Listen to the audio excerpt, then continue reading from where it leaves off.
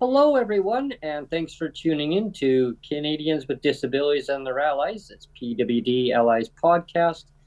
We've kind of modified the actual change of the name there over time, just to keep things synchronized. People are not really confused with the long name versus the podcast name. I just think it's more easier that way to keep things streamlined because people check out the podcast on their favorite app, and so they look for PWD Allies podcast. Check it out wherever you find best suited for you. My name is Brent Frain. I'm the host, and I hope you enjoyed today's show because I have Chris Markevich joining me from Courtney, Alberni. He's the candidate for that area, and we're going to be talking about mental health and addictions today. So, Chris, thank you so much for coming on today. It was a great pleasure finally getting you on the show. And we've been working hard to get you on, and right now is the awesome opportunity. Yeah, thanks for having me. It's a pleasure to be here. Yeah, thank you. Even though it's Thanksgiving, I guess, morning of the day, and it's a great way to celebrate Thanksgiving. And thank you, for coming on today.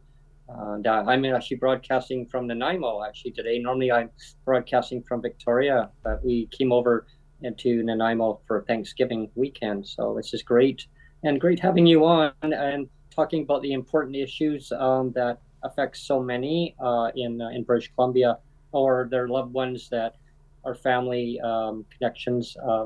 Because yeah, it can impact anybody at any time. We can maybe dive into the mental health and addictions part. Right there. Can I clarify if I got that correct? You're going to be part of the provincial council. It's called. Is that right? So I'm actually part of the federal Green Party caucus. Oh, it's a federal. Okay.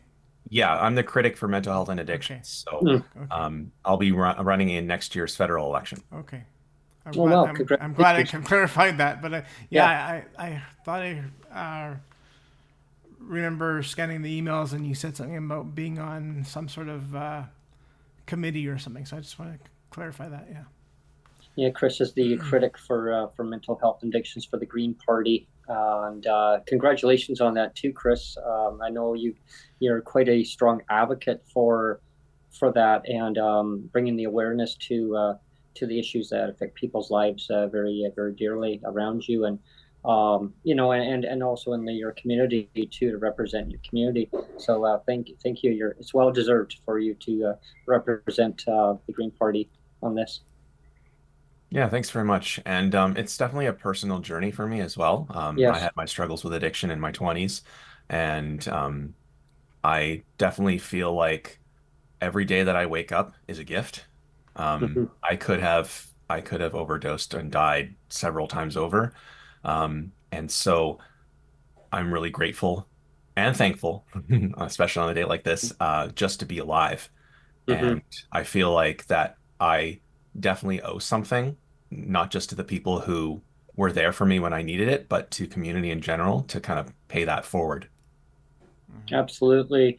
And we thank you for basically coming out and speaking out on these issues. As so, we'll tackle the mental health part, I guess first. What are you what are you seeing and hearing on the doorsteps in your community from people in around you for mental health? Like how is it impacting the community, and just from what you're hearing? So most of what I hear when I talk to people about mental health as a subject is that there just aren't enough supports. Mm, And it's a common theme amongst a lot of community and advocacy issues when it comes to funding. yeah. Healthcare is almost an afterthought when it comes to mental health because it's something that is not as obvious. When someone has a physical disability, you see it. When someone has a mental disability or otherwise is struggling with mental health, you don't often see that. And it's hard to Mhm. speak up on that, even on a personal level, because there's still a lot of stigma associated with mental health, not just in British Columbia, but in Canada as well. Um, and there's kind of a checkered past when it comes to dealing with mental health issues and the fact that we used to incarcerate just about everyone that had a mental health issue, whether it was institutionalization, whether it was prison, it didn't seem to matter. And a lot of that is still happening. I mean, let's not kid ourselves. Mhm. British Columbia, you know, um, they apprehend people under the Mental Health Act more than any other province in this country. So, and that continues to this day. So we aren't there by a long shot when it comes to dealing with mental health issues and the outerlying problems that cause mental health issues, because all of it is interconnected. And no matter who I talk to, when they talk about either a mental health struggle or issues that come up because of them, there's almost always several other topics that come up, and they're usually the same. It's lack of housing, lack of healthcare, lack of education, and a lack of income supports. And when we talk about, quote unquote, the poly crises that we're facing today, Mhm. with respect to housing and climate change and healthcare, because we are in an individualist society, particularly North America and to a certain extent Europe as well. We've kind of lost that collectivism that we used to thrive on. Mm. And this is something that has occurred more or less within the last 200 to 300 years. This is not something that is like fairly recent or far in the past either. I mean, we have ancestors, we have grandparents that remember their Mhm. parents or grandparents being, part of a bigger family. You'd have like 8 to 10 people, and they'd all Mhm. be living together or living in very, very close proximity to one another. And the saying "it takes a village" really, really hits home for me, right? Mhm. You look at other cultures that are still living collectively. Yeah, sure, there are, certain issues regarding individuality that can arise, but for the most part, they take care of each other. You don't see really acute issues relating to poverty and homelessness in Eastern countries.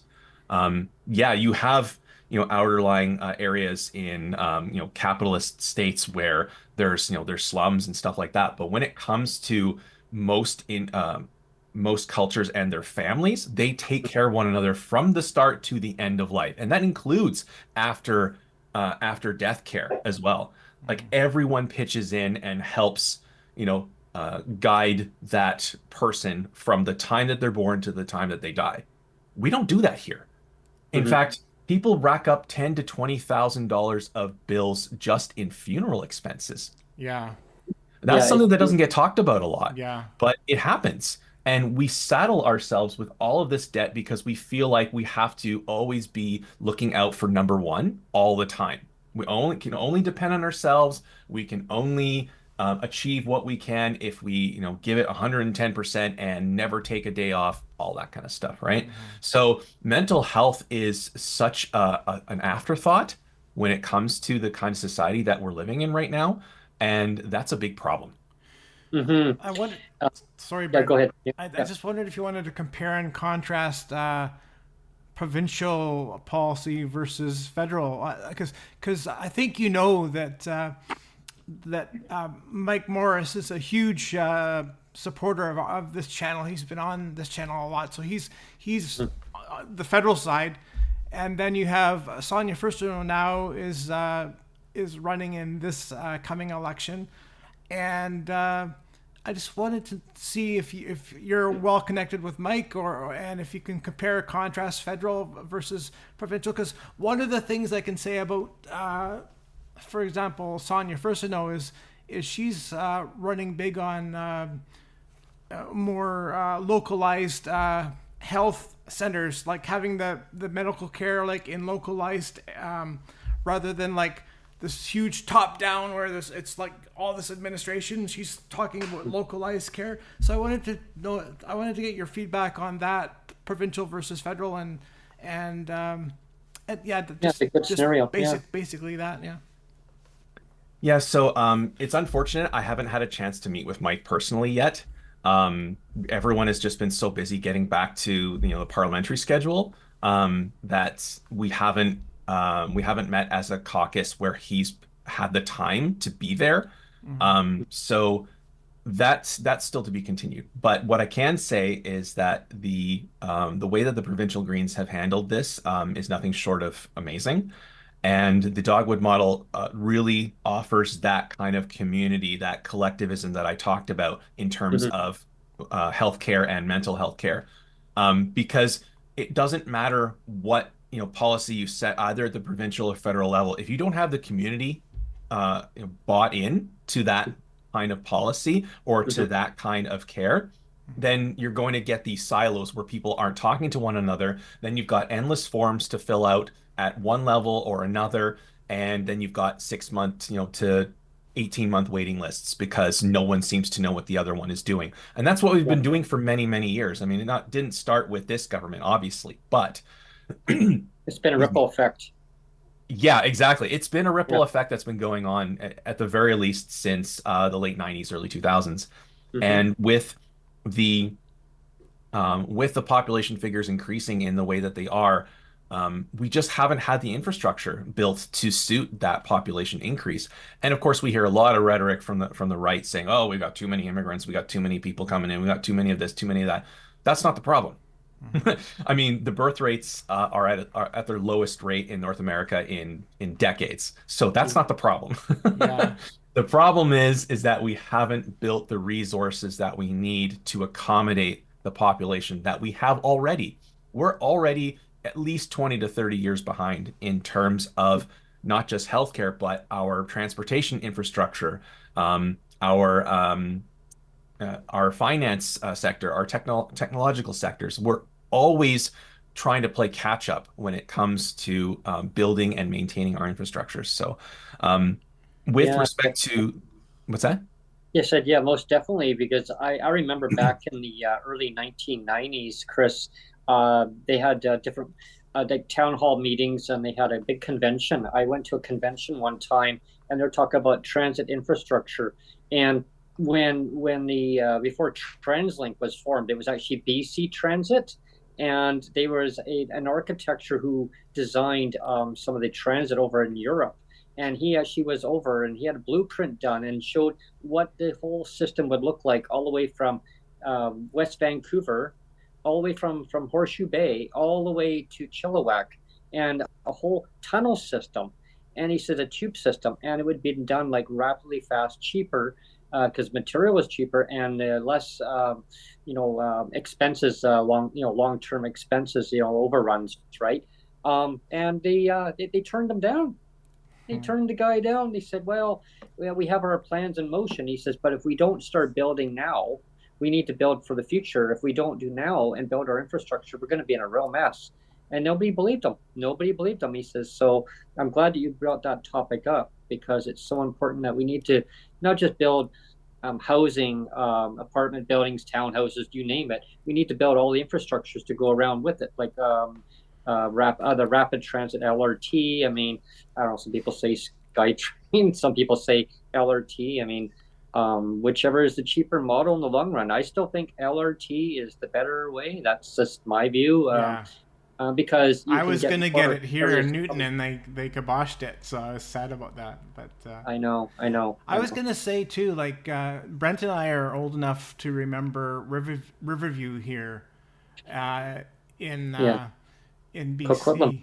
Yeah, it was in Coquitlam, and that was a big thing, and it seems to me like if you really listen to these debates, which I have been,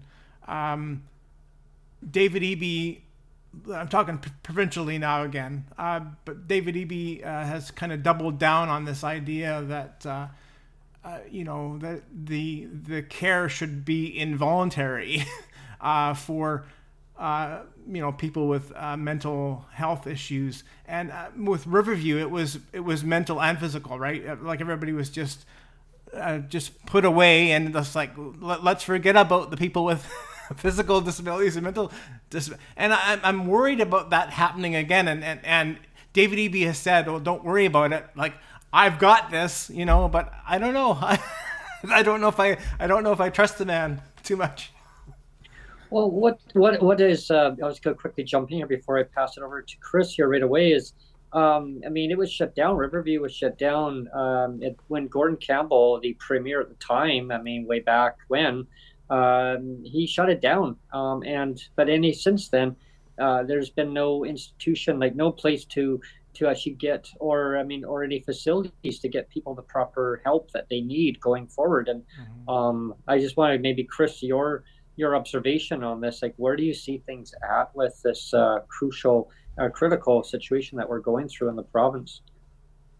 So yeah, let me first address the point that Neil made about Yeah. David Eby saying that we need involuntary care. People can't even get voluntary care, That's right? true. Yeah. We closed down Riverview and did nothing. Yeah. We didn't give them anywhere else to go. Mm-hmm. So Hmm. inevitably, a lot of them ended up on the On the streets of streets. downtown East Yeah. Side, and that's where they are still to this day. So the fact that we can't even get people care when they come to us voluntarily tells us a lot of the story. Um, if they implement involuntary care, and this is something that I've been talking to a lot of disability advocates about as well, is that part of the criteria that they have set out for committing someone into involuntary care is brain damage. And there are a lot of people who have been disabled by brain injuries, right? Hmm. Mm-hmm. And so they're scared to heck, and I can't blame them for being for feeling this way, Hmm. that any noise that they make in an advocacy format about their situation could be interpreted as, well, we're going to now commit you into involuntary care because you have a brain injury, Yeah. Oh, geez. right? So, and this is something that they've obviously countered with, oh well, no, we're not going to do anything to people, blah blah blah, this and that. Well, what if they become combative, right? Yeah. Hmm. What if you call in a wellness check on someone that has a disability, Hmm. like we saw with that woman Erin, Vegan Love Bunny in Ontario, Yes, that's right. in Ottawa, where she was always constantly calling for help. The police would show up first. Yeah. Even if she said, I don't want police here, I want someone to deal with my landlord because they're, coming to my apartment without my permission. They're, abusing me. There's a whole litany of issues just with that one case in and of itself. But you go and do a wellness check on someone with a disability and they could become combative, they could be taken under the Mental Health Act if this legislation goes through Mm-hmm. and Mm. placed in involuntary care because they were, quote, a danger to themselves or to someone else Yeah. because they have a brain injury. So this is really, really dangerous territory that we're crossing over into. Hmm. And I understand that people are scared about their safety. And I understand that, people want to feel like something is being done about the issues that are happening right now. The problem is that you can't overreach. You can't swing the pendulum too far in any direction because then you run the risk of trampling people's rights. And that's really what's at stake here. And I think that the BC NDP in particular made a huge mistake in capitulating to what the Conservatives wanted, just to try and save their own electoral hopes. And that speaks obviously to a larger issue that I have with our voting system in general, is that we're not working on a collaborative approach to actually helping people. And our approach to governing is very short-sighted. As Neil pointed out earlier, we're not doing long-term planning, we're doing electoral term planning. Mm-hmm. And Mm. that is not serving anyone. And all it's doing really is further enabling these extreme views to permeate into our discourse and into our mainstream electoral politics. And it's really, really dangerous. Hmm. It's like the old rhetoric, right? I mean, it's the same thing, but just kind of regurgitated up and just throwing it out there, going, well, like, look what we did, right? We Well, fixed things, but well, no, yeah, and we've already got the precedent set with MAID, like all the I problems with know. MAID, right? So for anybody that says, don't worry about this, like EB saying, don't worry about it, I've got it under control. Well, Mm. You they've already don't have it under control. yeah, What makes Yeah, you think we can trust you yeah, to do this, right? exactly, When exactly. all that yeah. we've been saying and all the experts have been saying And all the advocates have been saying involuntary care doesn't work. The Mm-hmm. evidence has already clearly shown it. All you are doing is reacting to people's fear. And when you implement fear-based politics, human rights suffer as a result. Yeah, it just Yeah, adds more stigma, and right? then yeah, and then Evie says, "Don't worry, we have your back." Right, right. Well, Yeah, evidently with a not. knife. With a knife Yeah, sticking out of it, yeah. yeah, yeah. Um, we'll twist the conversation over to addictions now. What are you hearing on the doorsteps and in your community regarding addictions? So let me first preface this whole conversation by saying we don't have an addictions crisis. We have a toxic drug crisis. Hmm. That is the actual issue. Okay. Hmm. Again, the evidence has clearly shown Yeah. for the last almost 10 years that people with instances of opioid use disorder have not increased at all. We are not seeing more people addicted. What we are seeing is more people dying. Hmm. So the deaths are the problem, not the addictions. Right. And because we are looking at the wrong problem, we are implementing the wrong solution. Hmm. So until we can have an adult conversation about what the actual problem is, we're not going to solve anything. I'm All glad we you. are going to do Yeah, I'm is glad push you more clarified. people into prisons or into involuntary care, and whatever the expiration period on that is, whether it's 30 days, 60 days, 90 days, whatever they decide to implement, once they get out, it's going to be worse and more people are going to die. Hmm. I'm glad that you clarified that, Chris, because there's a huge difference between the two topics on that.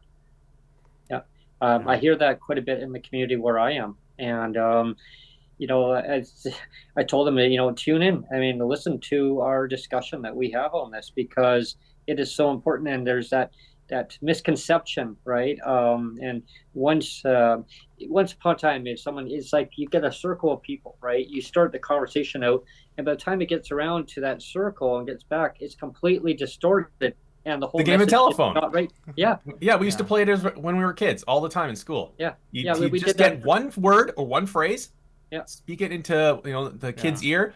By the time it comes around to you, it's a completely different word or phrase. Yeah. That's how Yeah. I explain my cerebral palsy, actually, is that it's a bit like broken telephone, that the Yeah. message from my brain doesn't reach my legs. So by the time it reaches my legs, it's all scrambled up. Yeah. Yeah, But we did that in college one yeah, one day too. We actually sat around in a whole kind of square area of tables, and it was kind of neat actually. The I whole wanted to, conversation was messed up. yeah, I want to get your feedback on what you think the relationship between poverty and addiction is, if there's any connection there at all. I'm just interested to hear your. Yeah, absolutely. And, the more desperate someone is, the more likely they are to seek an escape, right? Mhm. Um, our brains can only handle so much stress, right? Whether it's that lower brain, that fight or flight, or whether it's just kind of like that feeling of dread, like there's something waiting around the corner. Mhm. Um, you can only deal with it for so long before you seek some form of escape, whether it's taking drugs, whether it's gambling, whether Mhm. it's food, right? We've Yeah. seen many instances where people that are on the margins or they're experiencing mental health problems, they have eating disorders as well. So it's not uncommon for this sort of thing to happen. And, the more someone has to survive, the more things they're going to do to ensure that they can survive, right? Mhm. And that goes to issues like petty crime as well, like break-ins, like robberies, like theft. I honestly don't think that, like petty thefts, especially from like, big box grocery stores, don't bother. Like it's like that saying goes, if you saw someone shoplifting, no, you didn't, Mhm. Mhm. right? Because they need to do what they need to do to survive. We haven't given them the tools that they need to thrive as a society. That's on us, Yeah, not them, yeah, right? Mhm. If you want to run for elected office, you have to pledge that level of service to your community. Otherwise, don't bother. I don't think that anyone that is trying to seek public office just for a pension or just for power deserves to hold that office. They often forget that it's the community, the quote unquote, the taxpayers, the citizens who pay their salaries, and they're beholden to them to hold that elected office and serve their communities, whether they agree personally with that person's views or not. It doesn't matter. And I think that because of that rhetoric that we're hearing from the right in terms of, we've got to make sure the public is safe. We got to make sure we hire more police officers and No, yeah. Implement all these punitive measures for violent offenders, repeat offenders, all this sort of stuff, right? It's Yeah. crime and punishment. It's cruelty, right? Cruelty is the point. And I think we've really lost our way when it comes to what being in public office and being in public service really means. It costs so much though to keep people in poverty. The stats have shown. I mean, anyone can pull up the stats. It just costs millions and millions of dollars to keep people in poverty versus actually taking care of society in so many dynamic ways. Less strain on our healthcare system for sure. That's number one. Less strain on our housing stock. People are they're basically bound into not healthy living conditions in so many different ways. Income supports. They're woefully, beyond woefully inadequate. And government knows that. From all different decades ago, but it's always like pass the torch to somebody else. Well, here, continue on, but it's the regulations that need to be changed, right? Yeah, but they're deliberately made that way. Yeah. So I was wanted your view on all that too. Well, I just wanted to jump in a little bit too and say that I really liked your answer there, Chris, because I think the reason why I asked the question about poverty is that I think both federally and provincially, like if you look on both levels of government, everybody's talking about affordability, Right. and nobody talks about poverty. Poverty is like by far the biggest problem, right? It's like poverty is way up there. Affordability is huge too. Don't get me wrong, but compared to poverty is like, is number one, and nobody treats it like a number one issue, and it so is. Well, the reason why, actually, there's two reasons. There's two reasons why that poverty is not discussed as a top of mind issue. The first one is related to what you said about affordability, and that affordability is very subjective. It means different things to different people, right? Whereas poverty is a line. We know exactly where that is, right? So it doesn't affect as many people when it comes to their perception of how important it is. And that's why I think, when we talk about issues that matter to Canadians, we have to always be looking again at that collective question, right? And say, what is affecting all of us, not just a certain subset of us. And on top of that, let's look at how an issue is actually defined versus what we're spun to think it defines, right? Because you talk about the middle class. What does that even mean anymore?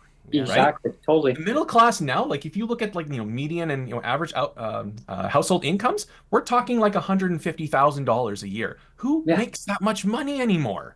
Nobody does. And even if they do make it, the cost of living has far outpaced the average incomes and the living wage that you would actually need to actually thrive in your community. You look at the a living wage that's set in Victoria and in Vancouver, we're talking about $25 an hour. We still can't even get $15 an hour in some places, right? I know. In the U.S. in particular, they're still talking about fighting for the 15, right? Oh my It's too God. late. We're already 10 years past that. Now we got to talk about 20 and 25 as the minimum wage, right? Yeah. So again, we're so far behind in what we're actually pushing for. And that's why, regardless of which government gets in, whether we're talking provincially, BC NDP conservative, or if we're talking federally, liberal conservative, the incrementalism is what is killing us, right? We're going far too slow for how acute the issues are. And when we talk about poverty, you have so much more in common with someone at the poverty line than you ever will with any billionaire, right? But people seem to think that they're all going to make it someday, right? That's the rhetoric we've been fed for the last 30 to 40 years, even since the Reagan days, right? Oh, if you just, pull yourself up by your bootstraps, work hard and, don't Yeah. complain, you'll make it someday. Make what? Hmm. What does Hmm. that mean, right? And the terms have been couched in so much rhetoric, as I said, and they're made so vague and hard to understand that you could actually say that anything is a success or anything has been achieved when really it hasn't. And that's really the problem that we're having when it comes to talking about affordability versus poverty. Affordability is a very vague term. It's very subjective. You Yeah. can measure it in any way you want, and you could say, "Yeah, we made more affordable homes." Yes, but for who? Yeah, The exactly. Yeah, question, right? exactly. And that's kind of a good segue right into what I wanted to mention is, yeah, affordable for who, like homes. What I've stumbled across here recently, and I'm going to be doing a podcast in the very near future on this, but I wanted your view on it.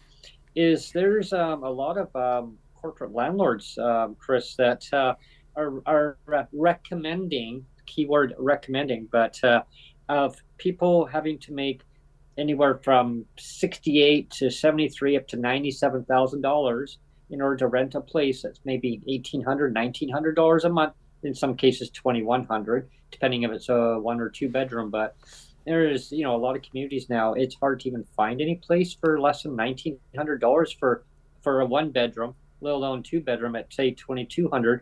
Or of course PWD. I mean, in BC, a 1483.50 for a whole check. That's including your rent, your so-called rent shelter portion, right? And that's that misconception about affordability. Who is it affordable to? So I wanted your view. Is like I've stumbled across this, and like a major amount of corporate landlords now are diving into this situation. And I mean, I don't know who's going to be able to afford that kind of a home. Well, the answer is easy. No one.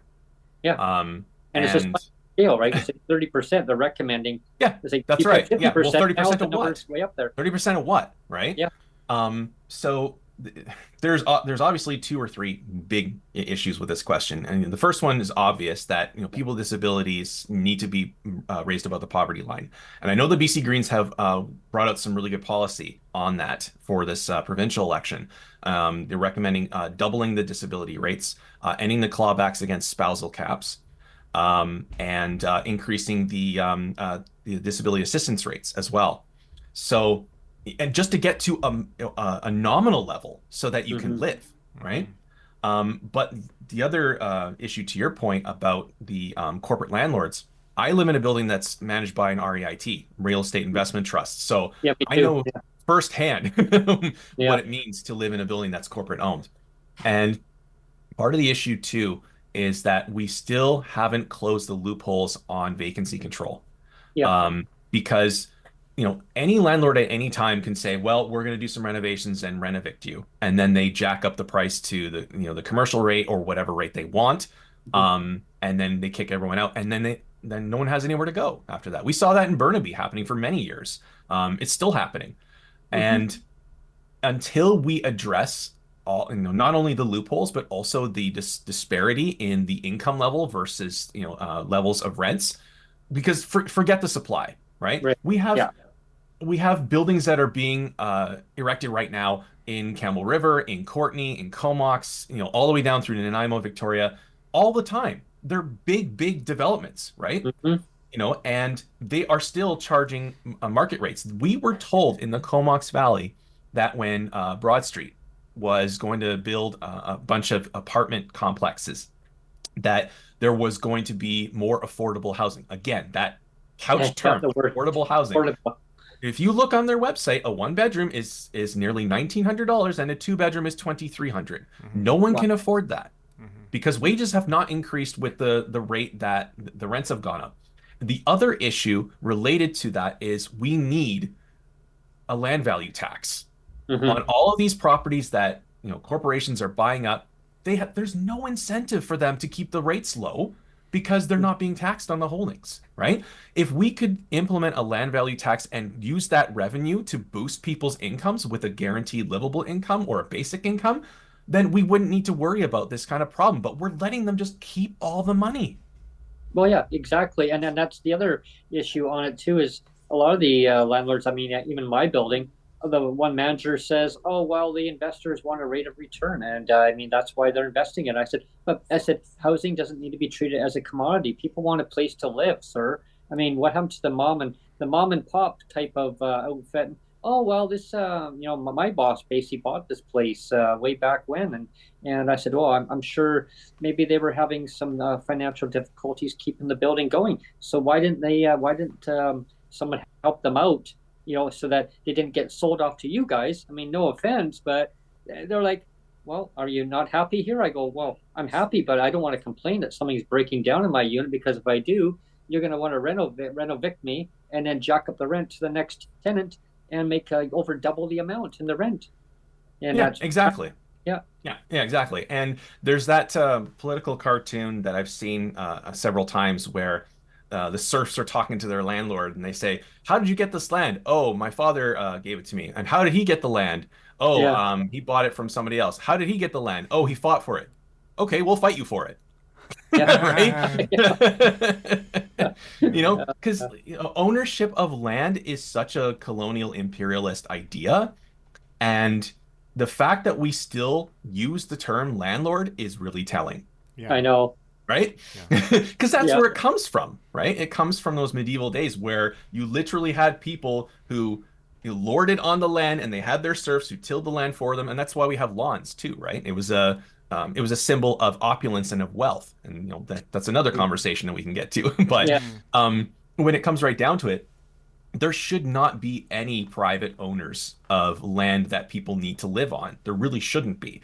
mhm, There is, unfortunately, and we have to deal with that. So, part of that is implementing policies that actually level the playing field a little bit, right? We're not talking a lot here, because it's one thing for private landowners or landlords to say, well, I gotta pay my mortgage, I gotta do this, I gotta do that. I understand that, but you shouldn't be, making, 3 to 4 times the amount of money mhm, that people need to live just on people's homes, yeah, right? And owning multiple apartment buildings, owning like 3, 4 houses, and then complaining when you get slapped with a speculation tax or mm, secondary home tax. I mean, cry me a river, right? Like, there's people that are literally sifting through garbage to get food every day. Like, come on. Yeah. Well, the cost yeah, of living. I mean, I compare like my first big job that I ever had was with actually the provincial government. It was 94, 95. So like we're talking 30 years ago. It was for the BC Environment Ministry. I worked there for 4.5 years or 4.5, 5 years maybe, and then I moved over to the Ministry of Transportation. But my first job was 94, 95, and my starting wage there, just like fresh off the street, my starting wage there was just over 25 bucks an hour starting wage. So that was 30 years ago. And now if you say you're getting 25 bucks an hour, that's almost what people say, that's a pretty good wage. But that yeah, way, like why are we still stuck at 25 bucks an hour 30 years later, mhm. when the cost of living is so much higher now? And the buying power Exactly. is just not there to match it now. Yeah, yeah. Yeah, Yeah, no, exactly. There's a lot of data that's come out in that time talking about minimum and nominal wages and how even productivity has skyrocketed, but the wages have not paced with them, and corporate profits have shot through the roof, right? In a lot of states in the U.S., the federal minimum wage is still 7.25 an hour. I oh, haven't made seven wow. dollars an hour since 1998. Yeah, I was just gonna say, wow, that's decades, major decades ago. All right. Exactly, exactly. Yeah, And meanwhile, the corporate landlords and the media are turning us against each other on mhm, social issues. I mean, there's been a lot of talk about who the quote unquote bad guy is, who the enemy is, or who mhm, the opposition is. As far as I'm concerned, my opposition is not the guy on the street. My opposition is not the person, stealing, a loaf of bread or whatever from Walmart, right? Yeah, I'm staring at the sign of my enemy, right? Right yeah, there in the Yeah. parking lot. Yeah. Because what you said, Brent, earlier about, the mom and pop operations, you can't start a business anymore in any small town or in any, mid-sized community because the big box stores have taken over, Yeah. yeah. right? You've got Walmart, you've Or got the Costco, small and ones. Amazon. They basically run the show now. Yeah, And the other ones are there's all priced out. really little room to get ahead or to even break even, right? It's why so many small businesses fail all the time. But even And the corporations are getting the tax breaks on but top even of it. even the big name ones like we've said before on the podcast, Brent, like 7-Eleven and London Drugs. I mean, those are big name brands we're talking about, like pretty big name brands, and they're tapping out and saying, you know what, it's too expensive for us to like the to hire all the security, have all these security cameras. We're tapping out. We're not making money. We're losing money trying to make a buck here now. There's And 400 locations that are going to be shutting down across Canada. And again, I mean, that relates to, the poverty. yeah, And it's not about affordability, it's about poverty. The underlying issues is, theft is on the rise. And why? Like, why? Because people are stretched beyond their means. And yeah, I mean, and, and the and insurance. like and like you said, Chris, it's not the person stealing's fault, really, Yeah, right? yeah, yeah, It points to the bigger issue of poverty. bad policy, right? Yeah. Bad policy. Yeah. Yeah. Um, I want to thank you very much, Chris, for coming on today. I guess we'll do ending Yeah. comments Yeah. here, and Yeah. first of all, I'll pass it over to you, Chris, and then over to you, Neil, and then I'll get my ending comments in. Yeah, sure. It was a pleasure coming on the show today. I really appreciate the opportunity. Um, as I mentioned before, I'm the critic for mental health and addictions for the Federal Green Party. We've put out some initial policy statements on the file. If you want to check them out, you can go to the Green Party website, greenparty.ca, or you can go to my personal website, chrismarkevich.ca. And yeah, follow us along on social media. We'll be doing lots of stuff in the coming months. Great. Oh, thank you very much, Chris. I really appreciate you coming on, and I'd love to get you back on the show in the very, very near future, and we'll continue on where we left off. Yeah, Sounds good. I look forward to it. yeah. Thank That's you. good. Over to you, Neil. Yeah, I just want to say that I really enjoyed the conversation. I mean, we're always talking about policy on the podcast, and I think, that's the big takeaway on this episode is, it comes down to policy and how you need to improve policy to truly make things better for people. I mean, if you don't improve policy, then you have things like poverty and you have things like addiction and you have things like unaffordability, and it all stems back to, fix the policy first and then everything else will follow, right? Yeah. Hmm. I always talk about the domino effect, and if you connect the dots together, look at the underlying issue and society, and see where it needs to be completely built a foundation. I call it the floor, the foundation, and you build from that point on. And rather than tackling, well, it's unaffordable, the word affordability, and I'm glad, Chris, that you mentioned about that affordability because it's like a rhetoric. It doesn't really mean anything because everybody's situation is different about affordability. I mean, the prime minister could say, "Well, it's affordable." Yeah, well, affordable for who? For the say the prime minister, or maybe over in whoever. It doesn't matter who it is. I mean, I could say, "Well, that's affordable to me." Well, someone say, "Well, it's not affordable for me."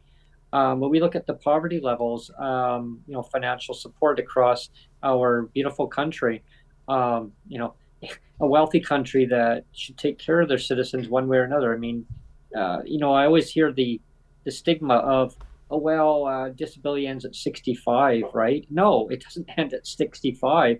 It's a policy decision. It's by the federal government saying, like the federal liberals, conservatives, It said, well, yeah, well, they voted for just to stop it at 65. Well, now I'm referring to the Canada Disability Benefit, but we'll have you on another time where we'll talk about a little bit about that. But definitely, again, income-wise, we need to take care of our citizens, and it reduces poverty, it reduces strain on our healthcare system. Every bit of society around us, we need to basically find solutions. And I know, like we've talked in depth today on this, Chris, says that regarding getting people off the street.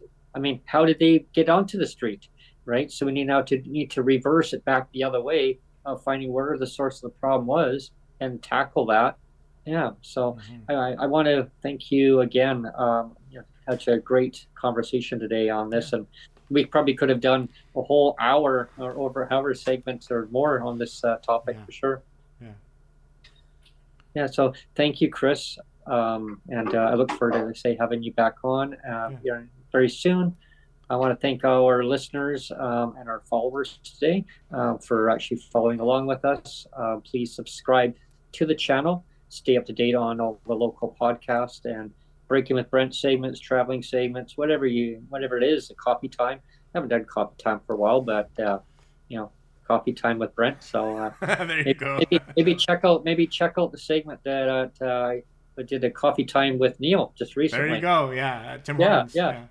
Yeah, check that out. Anyway, thank you very much, everyone, for tuning in. Happy Thanksgiving again for everybody. Yeah. Happy Thanksgiving turkey, or however you want to celebrate it. Gobble, gobble. Okay. Bye, everyone. Thanks, everyone. Bye.